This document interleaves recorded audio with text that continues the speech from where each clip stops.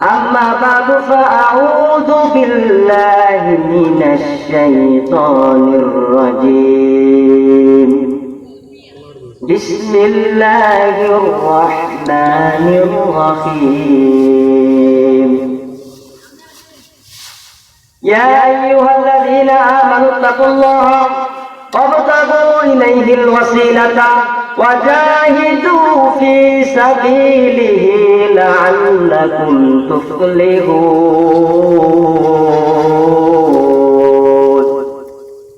وقال النبي صلى الله عليه وسلم الحياء من الإيمان والإيمان في الجنة والبذاء من الجفاء والجفاء في النار أو كما قال النبي عليه الصلاة والسلام. صدق الله مولانا العظيم وصدق رسوله النبي الكريم سيد الكونين خاتم المرسلين آخر مطبود فخر الأولين شد وجودش رحمة للعالمين مسجد شد ہمارو یہ زمین آکے آمد نو فلک میراج انبیاء اولیاء محتاج آئے کے کانے حیاء حلم بود وادگر باب مدینہ علم بود. আলহামদুলিল্লাহ, মহান আল্লাহ রাব্বুল আলামিনের দরবারে লক্ষ কোটি শুকরিয়া, যে মহান রব্বুল আলামিন আমাদের অত্যন্ত দয়া করে, মায়া করে, মেহেরবানি করে এই দ্বীনি মজলিসে বসে দ্বীনি কিছু কথা বলার জন্য ও শোনার জন্য তৌফিক দান করেছেন। তাই ঈমানের আওয়াজকে উঁচু করে এক আওয়াজে উচ্চ কণ্ঠে অত্যন্ত আন্তরিকতার সাথে একবার কালিমাত শুকর আদায় করি। সকলে বলি আলহামদুলিল্লাহ।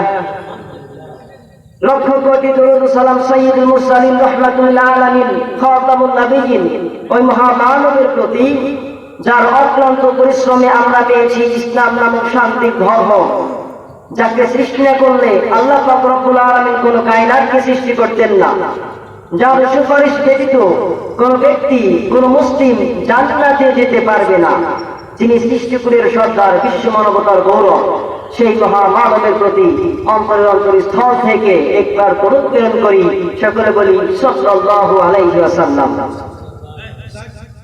সম্মানিত উপস্থিতি, আমি আপনাদের সামনে দ্বীনি কিছু কথা বলার জন্য কালামে পাক থেকে একটি আয়াত তেলাওয়াত করেছি, হাদিস শরীফ থেকে একটি হাদিস পাঠ করেছি।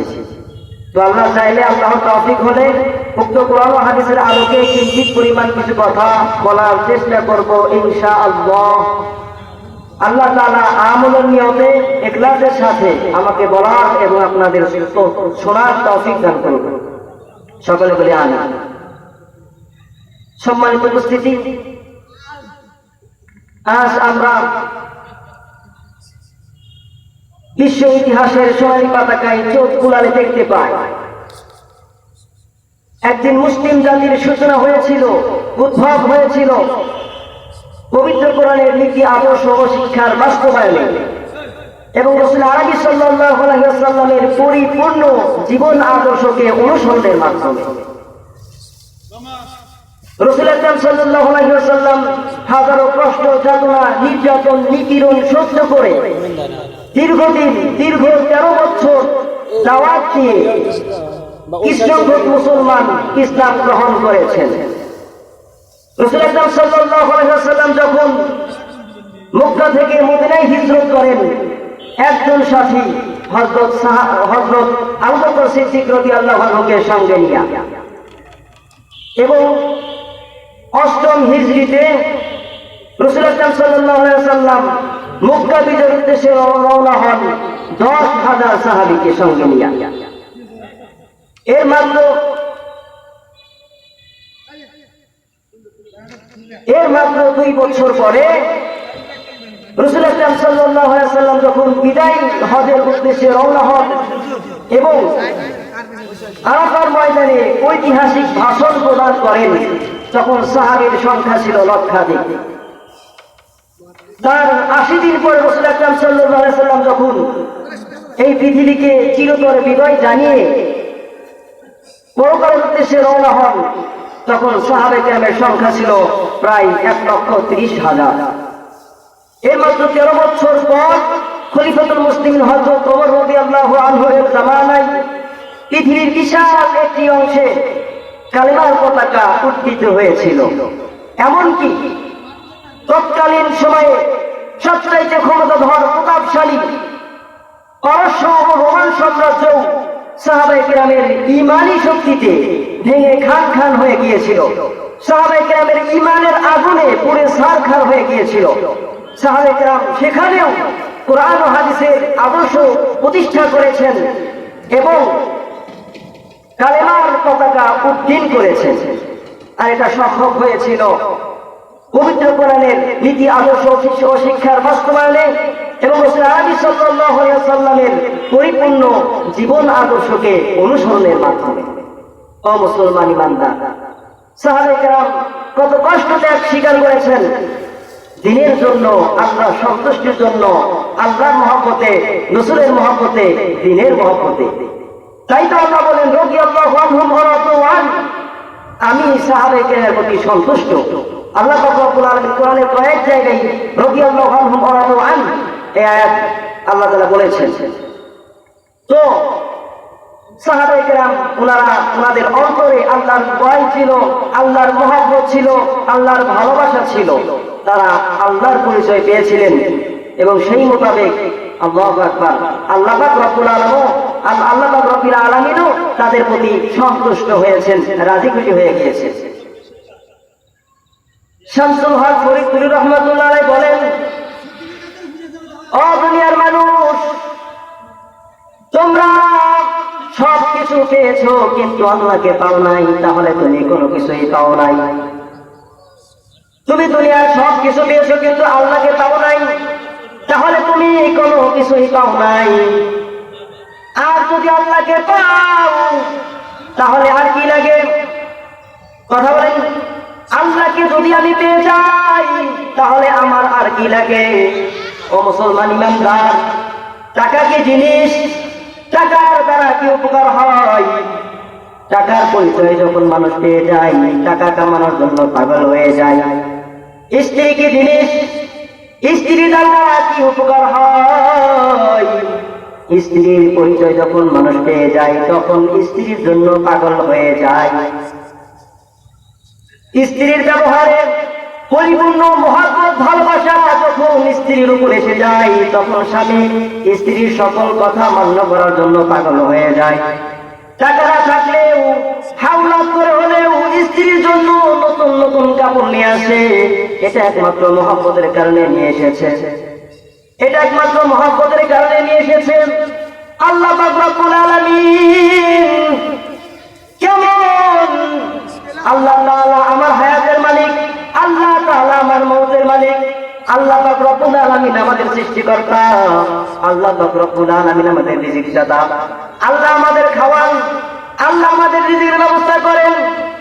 আল্লাহর পরিচয় যদি আমরা একবার পাই তাহলে আল্লাহর পাগল না হয়ে থাকতে পারবো না। আল্লাহর পরিচয় কি? আল্লাহ কেমন? আল্লাহ রহমত কত বড়, আল্লাহর মাগফিরাত কত। এক ফোঁটা নামাজ পানির মাধ্যমে আল্লাহ পাক রব্বুল আলামিন সমস্ত আল্লাহ পাক রব্বুল আলামিন মানুষকে বানিয়েছেন। এক ফোঁটা নাপাক পানিকে প্রথমে রক্তে পরিণত করে, রক্তকে তারপরে গোশতে পরিণত করেছেন, এরপরে হাত পা চোখ কান নাক বানিয়েছেন। আল্লাহ পাক রব্বুল আলামিন কত সুন্দর করে মানুষ বানাইলেন। আল্লাহ বলেন, লাকাদ খালাকনাল ইনসানা ফি আহসানি তাকবীর। আল্লাহ বলেন, আমি আমার মাখলুকাতের মধ্য থেকে সবচাইতে সুন্দর এবং শ্রেষ্ঠ করে মানুষকে বানিয়েছি। ও মুসলমান ইমানদার, আল্লাহ আমাদেরকে সমস্ত মাখলুকাতের মধ্যে শ্রেষ্ঠত্ব দান করেছেন। আল্লাহ আমাদের সমস্ত মাখলুকাতের মধ্যে থেকে শ্রেষ্ঠত্ব দান করেছেন। আমরা আল্লাহর কাছে শ্রেষ্ঠ। সমস্ত মাখলুকাতের মধ্যে থেকে আমরা মানুষ জাতি হলাম শ্রেষ্ঠ জাতি। আল্লাহ বলে, দুনিয়ার মানুষ, তোমরা সফলতা কোথায় তালাশ করো, তোমরা সম্মান কোথায় তালাশ করো? আমি আল্লাহ তাআলা কোরআনের মধ্যে বাতিয়ে দিয়েছি তিনটা গুণের কথা। এই তিনটা গুণ যদি তোমরা অর্জন করতে পারো, এই তিনটা গুণে যদি গুণান্বিত হতে পারো, তাহলে আমি আল্লাহ তোমাদেরকে দুনিয়া এবং আখিরাতে সফলতা দান করব। আল্লাহ পাক রব্বুল আলামিন বলেন, ইয়া আইয়ুহাল্লাযীনা আমানুত্তাকুল্লাহা ওয়াবতাগু ইলাইহিল ওয়াসিলাতা ওয়াজাহিদু ফী সাবিলিহি লাআল্লাকুম তুফলিহুন।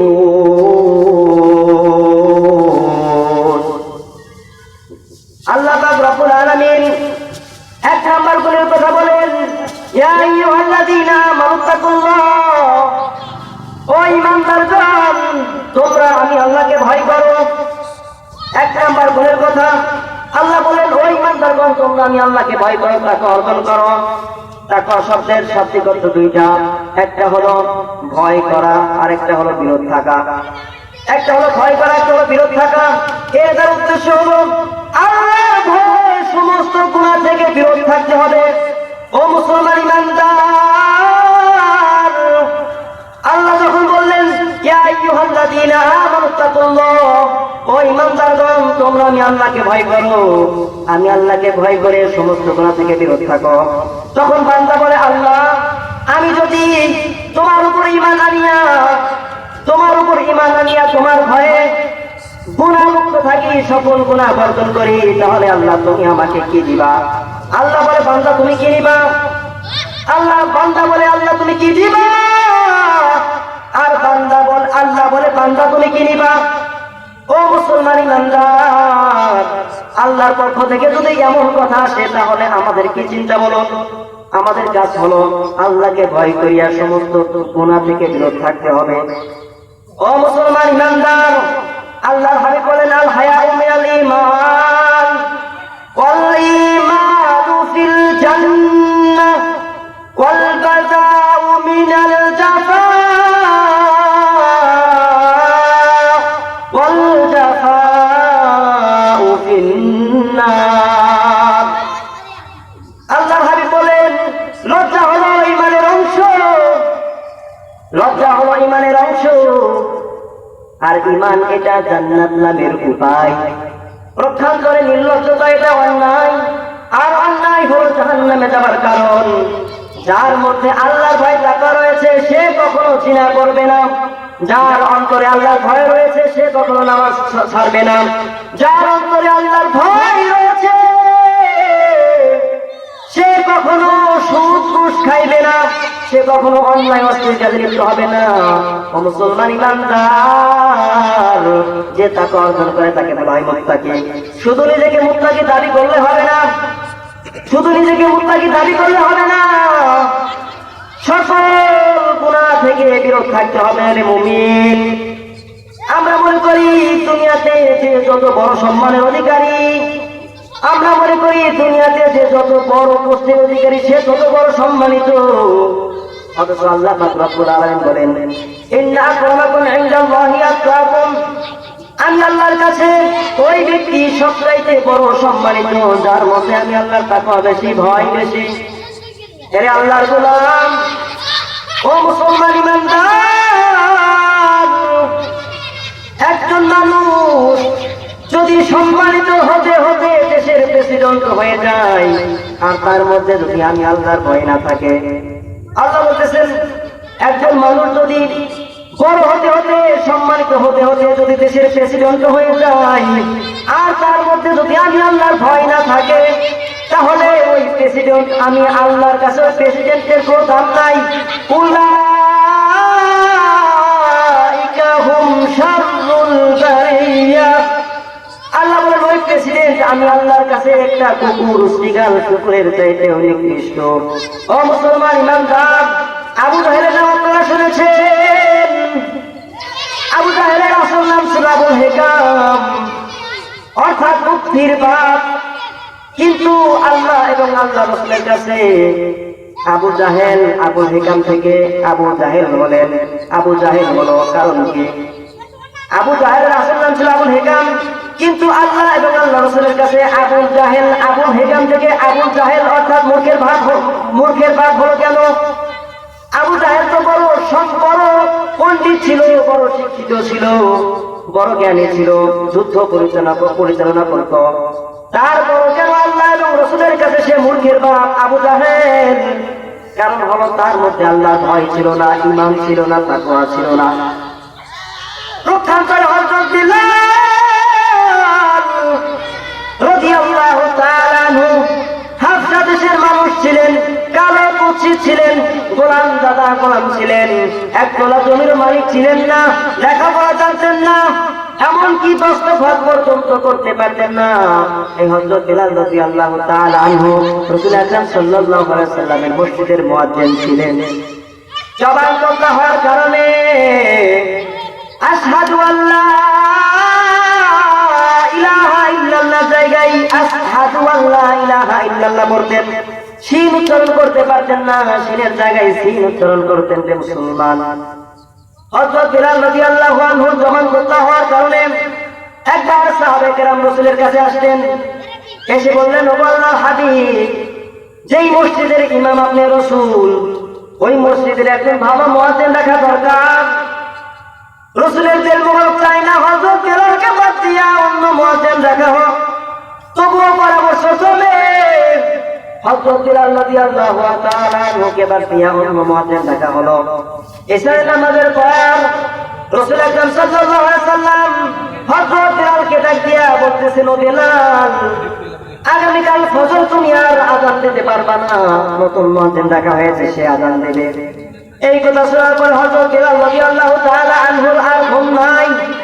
মসজিদের মধ্যে গিয়ে সেজদায় পড়ে আল্লাহর কাছে কাঁদতেছে, ও আল্লাহ, কেন বুঝছি তুমি আমারে বানিয়েছো, গোলাম তুমি আমারে বানিয়েছো, জবাবদাতা তুমি আমারে বানাইছো।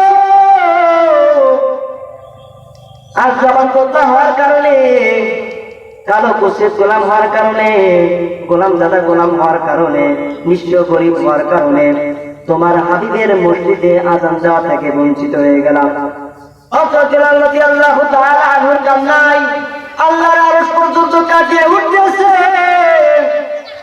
আযান হয়েছে, নতুন মুয়াজ্জিন আযান দিয়েছে, সবাই অপেক্ষা করতেছেন নামাজের জন্য, নামাজ পড়বেন, ফজরের নামাজ পড়বেন।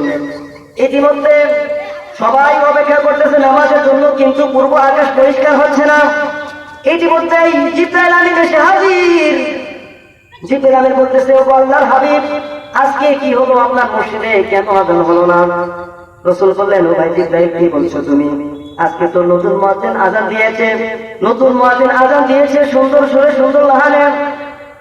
জিবরাইল বললেন, না না, আজকে আপনার মসজিদে আযান হয় নাই, কারণ আপনার মসজিদের আযান আল্লাহর আরশ থেকে শোনা যায়, আর সকল ফেরেশতারা আপনার মসজিদের আযানের জবাব দেয়। আজকে আপনার মসজিদের আযান আল্লাহর আরশে পৌঁছে নাই। আল্লাহর পক্ষ থেকে দ্রুত গিয়া হযরত বিলালকে দিয়ে আযান দেব, নচেত কিন্তু কিয়ামত পর্যন্ত আর কোনদিন ফজর হবে না। রাহিয়া রসমে আযানু হে বেলালি না রাহি, আযান তো সেই আগের আযান আছে, কিন্তু হযরত বিলাল রাদিয়াল্লাহু তাআলা আনহুর মতো সেই বেলালের রূহ নাই।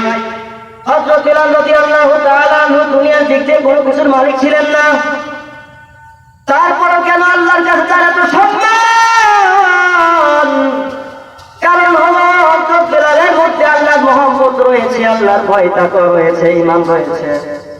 পক্ষান্তরে আবু জাহেল, তার মধ্যে ঈমান না থাকার কারণে, আল্লাহর মহব্বত না থাকার কারণে আল্লাহ এবং আল্লাহ রাসূলের কাছে আবু জাহেল মূর্খের বাপ হয়ে গেল। এখন মুসলমান নিজের বিচার নিজে করো। কিয়ামত পর্যন্ত যে সকল ব্যক্তিবর্গ আবু জাহেল মার্কা হবে, অর্থাৎ নিজেকে বড় জ্ঞানী মনে করবে, ডক্টর, ইঞ্জিনিয়ার, বড় জ্ঞানী, এরা যতই নিজেকে বড় সম্মানিত, বড় জ্ঞানী মনে করুক না কেন, যদি তাদের মধ্যে আল্লাহর ভয় তাকওয়া না থাকে, আল্লাহ বলেন উলাইকা হুম শাররুল বারিয়া। ওই ইঞ্জিনিয়ার, ওই প্রেসিডেন্ট, ওই ইঞ্জিনিয়ার, ওই বড় বৈজ্ঞানিক, ওই ডক্টর, আমি আল্লাহর কাছে একটা কুকুর, সিগাল কুকুরের চাইতেও নিকৃষ্ট। মুসলমান ইমানদার, সফলতা অর্জনের 2 নাম্বার গুণ অবতাগু ইলাইহিল ওয়াসিলা। আল্লাহ বলতেছেন আমি আল্লাহর নৈকট্য অর্জনের জন্য তোমরা আমি আল্লাহর নৈকট্য অর্জনের জন্য উসিলা তালাশ করো। আল্লাহ বলতেছেন আমি আল্লাহর নৈকট্য অর্জনের জন্য তোমরা উসিলা তালাশ করো। উসিলাটা কি? ও মুসলমান ইমানদার, হক্কানি আলেম ওলামাদের, হক্কানি বুজুর্গদের দরবারে থাকতে হবে। হক্কানি পীর, পীর মুরিদি, হক্কানি পীরদের সংস্পর্শে থাকতে হবে। সহবতে সালেহ তুরা সালেহ কুনাত, সহবতে তালেহ তুরা তালেহ কুনাত। সৎসঙ্গ তোমাকে সৎ বানাবে, অসৎ সঙ্গ তোমাকে অসৎ বানাবে। এক জামানা সহবতে বাউলিয়া, দেহতে আসনাক সালে তো আতবেরিয়া। সামান্য সময় আল্লাহ ওনাদের সংস্পর্শ রিয়া মুক্ত লক্ষ বছর ইবাদতের থেকে উত্তম। রিয়া মুক্ত লক্ষ বছর নফল ইবাদতের থেকে উত্তম হলো সামান্য সময় বুজুর্গদের সংস্পর্শে থাকা। ও মুসলমান ইমানদার, আগুনের কাছে গেলে গরম লাগে, বরফের কাছে গেলে ঠান্ডা লাগে। কেন কেন কেন? কারণ আগুনের কাম হলো গরম দেওয়া, আর বরফের কাম হলো ঠান্ডা দেওয়া। সেই জন্যই তো আগুনের কাছে গেলে গরম লাগে আর বরফের কাছে গেলে ঠান্ডা লাগে। যে সকল ব্যক্তিবর্গ আল্লাহওয়ালাদের সংস্পর্শ গ্রহণ করে, আল্লাহওয়ালাদের সহবত থাকে, হক্কানি পীর মাশায়েখের সহবত অর্জন করে, তাদের মধ্যে আল্লাহওয়ালা একটি ভাব সৃষ্টি হয়, আল্লাহওয়ালাদের নেক নজর তারা পায়, সুতরাং তারাও আল্লাহর ওলি হয়ে যায়। এবং যারা গুনাহগারদের আশ্রয় থাকে, যারা গুনাহগার ব্যক্তিদের সংস্পর্শ গ্রহণ করে, তাদের মধ্যে গুনাহের আসর তাদের মধ্যে প্রতিষ্ঠা হয়। ও মুসলমান ইমানদার, এই দুনিয়াতে আমরা যারা রয়েছি আমাদের সবাইকে মরতে হবে, এই দুনিয়ায় কেউ বেঁচে থাকবে না। এখন প্রশ্ন হলো, আমরা দুনিয়া থেকে যাব, পরকালে কি পাতে আমরা অর্জন করলাম? আমাদের এমন কি রয়েছে যার দ্বারা আমরা জান্নাতে যেতে পারবো? ও মুসলমান ইমানদার, আজকে আমরা দুনিয়ার মোহে পড়িয়া আল্লাহকে ভুলে গিয়েছি। আল্লাহকে ভুলে গিয়েছি। আল্লাহ আমাদের কেন দুনিয়াতে পাঠাইছেন সবকিছু ভুলে গিয়েছি। আমরা তো দুনিয়াতে থাকতে পারবো না।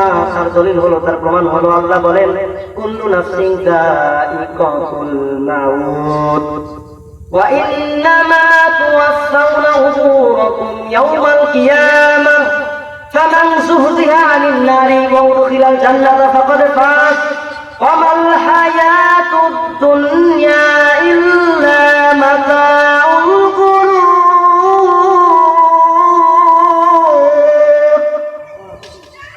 আল্লাহ বলেন প্রতিটি প্রাণীকেই মৃত্যুর স্বাদ গ্রহণ করতে হবে, প্রতিটি প্রাণীকেই মৃত্যুর স্বাদ গ্রহণ করতে হবে।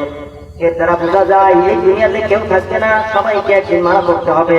ও মুসলমান ইমানদার, প্রতিটি মানুষকে তাদের প্রতিদান দেওয়া হবে আখিরাতে। মানুষ যদি নেক কাজ করে তাহলে তার প্রতিদান হিসেবে আল্লাহ জান্নাত দিবেন, আর মানুষ যদি গুনাহের কাজে লিপ্ত হয় তাহলে তার প্রতিদান হিসেবে আল্লাহ তাকে জাহান্নাম দিবেন।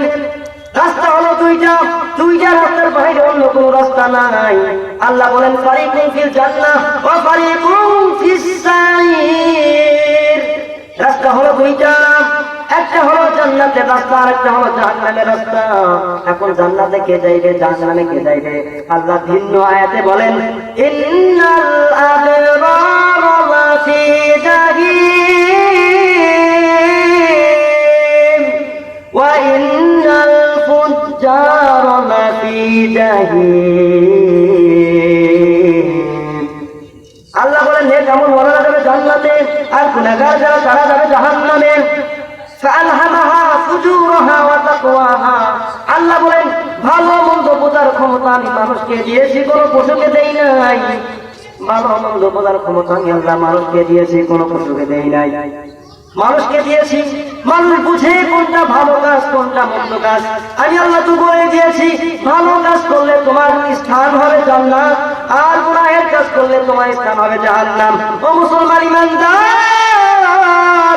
চিন্তা করে কাজ করতে হবে। একটা কথা রয়েছে, ভাবিয়া করিও কাজ করিয়া ভাবিও না। তুমি আজকে কোন রাস্তায় দুর্ভাগ্যেছ, জাহান্নাম কিন্তু আছে। যেমন করবো তেমন ফল, বিশ্বাস না হয় করিয়া দেখো। জান্নাত আছে জাহান্নাম আছে, বিশ্বাস না হয় মরিয়া দেখো। ও মুসলমান ইমানদার, মৌতের কথা স্মরণ করিয়া জাহান্নামের কথা স্মরণ করিয়া আল্লাহর ভয়ে বেশি বেশি কান্না করতে হবে। রাসূল আকরাম সাল্লাল্লাহু আলাইহি ওয়াসাল্লাম বলেন, মান বাকা মিন খাশিয়াতিল্লাহি তিলকাল আইনা আলান নার। আল্লাহর ভয়ে জাহান্নামের কথা স্মরণ করে যদি এক ফোঁটা চোখের পানি ফালাইতে পারো, আল্লাহ পাক রব্বুল আলামিন জাহান্নামকে তোমার উপর হারাম করে দিবেন। ও মুসলমান ইমানদার, আল্লাহ পাক রব্বুল আলামিন সফলতা অর্জনের 3 নম্বর গুণের কথা কোরআনে বলেছেন, ওয়াজাহিদু ফি সাবিলিহি আই ফি সাবিলিল্লাহ। আল্লাহর রাস্তায় জিহাদ করতে হবে। আল্লাহর রাস্তায় জিহাদ করতে হবে। কোথায়? আল্লাহর রাস্তায় জিহাদ করতে হবে। তাগুতি শক্তি, তাগুতি রাস্তায়, তাগুতের রাস্তায় জিহাদ করলে চলবে না। আল্লাহর মহব্বত নিয়ে, আল্লাহর মহব্বত ভালোবাসা অন্তরে ধারণ করে আল্লাহর রাস্তায় জিহাদ করতে হবে। কেন? কারণ আল্লাহ পাক রব্বুল আলামিন আমাদেরকে দুনিয়াতে পাঠিয়েছেন আল্লাহর ইবাদত করার জন্য। আল্লাহ বলেন, ওয়ামা খালাকতুল জিন্না ওয়াল ইনসা ইল্লা লিয়াবুদুন। আমি আল্লাহ মানুষদেরকে দুনিয়াতে পাঠিয়েছি, মানুষ এবং জিনদেরকে দুনিয়াতে পাঠিয়েছি একমাত্র আমি আল্লাহর ইবাদত করার জন্য। আল্লাহ আমাদেরকে পাঠিয়েছেন কিসের জন্য? ইবাদত করার জন্য। আবার প্রত্যেকটি কাজের মধ্যে আল্লাহর সন্তুষ্টি থাকতে হবে।